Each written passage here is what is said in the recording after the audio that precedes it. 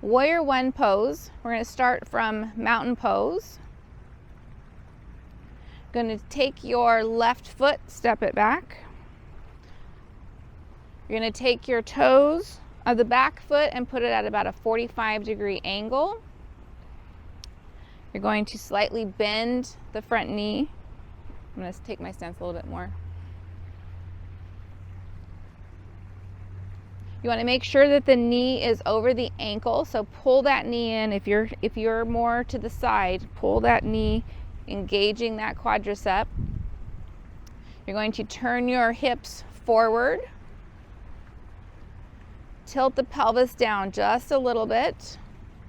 Shoulders down as we come up with our arms. If this is the first time for doing warrior pose and you're working on your stability and your muscle strength, you can just go ahead and hold your hands here.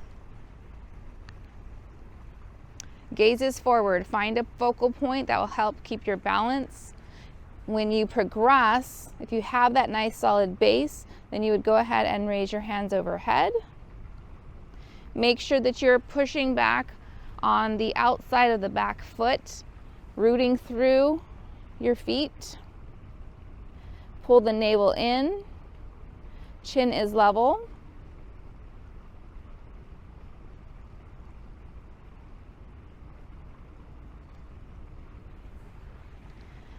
The counter pose is downward dog. So if you bring your back foot forward, go ahead and put your hands down, take both feet back to plank, and then go ahead and go downward dog. Counter poses help move the spine in the opposite direction and bring relief and release the tension. From here, you just walk it forward. In Warrior One, we'll do it on the other side.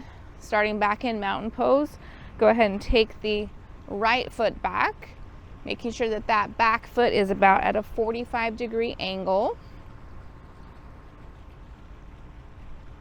Bending the front knee. It can be at a 90-degree angle or over the ankle is fine. I take a little wider stance and step back.